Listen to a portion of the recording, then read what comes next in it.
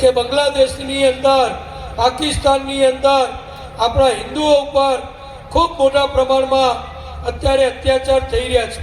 બાંગ્લાદેશની અંદર તો હિન્દુઓની રીતસર કતલ થાય, હિન્દુ દીકરીઓ સલામત ના રહે, હિન્દુ દીકરીઓ બહાર ન નીકળી શકે, હિન્દુ દીકરીઓને બાંગ્લાદેશમાં ને પાકિસ્તાનમાં ઉપાડી જઈ એમનું ધર્માંતર કરાવી એમને મુસલમાન બનાવી દેવામાં આવે, આ બધું કામ એ કરવામાં આવે છે. ત્યારે સ્વાભાવિક આપણે બધાએ પણ જાગવાની જરૂર છે. આપણે ભારતમાં તો 140 કરોડમાંથી 100 કરોડ ઉપર 125 કરોડ હિન્દુઓ છે, પણ દેશમાં હિન્દુઓ છે, એના સિવાય દુનિયામાં પણ બધા લાખો હિન્દુઓ છે.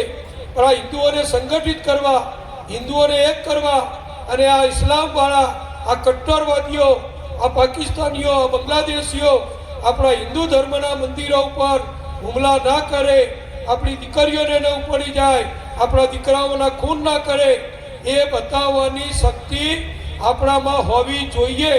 અને આપણને આનંદ છે કે આપણા વડાપ્રધાન માનનીય નરેન્દ્રભાઈ મોદી અને આપણા ગૃહમંત્રી અમિતભાઈ શાહ અને સંરક્ષણ મંત્રી રાજનાથસિંહજી પણ ખૂબ શક્તિ અને બુદ્ધિપૂર્વક આવા ભારતના વિરોધીઓને, હિન્દુત્વના વિરોધીઓને, સનાતનના વિરોધીઓને જુદી જુદી રીતે શાનમાં રાખી રહ્યા છે, એમને ભાનમાં રાખી રહ્યા છે અને જરૂર પડે એમની સામે પગલાં પણ લઈ રહ્યા છે.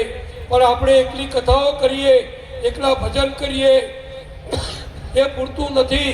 પણ જ્યારે જરૂર પડે ત્યારે આપણા હિન્દુ ધર્મ માટે, આપણા સનાતન ધર્મ માટે જે પ્રમાણેનું આહવાન આપણા પૂજ્ય સંતશ્રીઓ કરે એમાં આપણે સહયોગ આપીએ એવી પ્રાર્થના સાથે આપ સૌનો આભાર. અસ્તુ. ભારત માતા કી જય.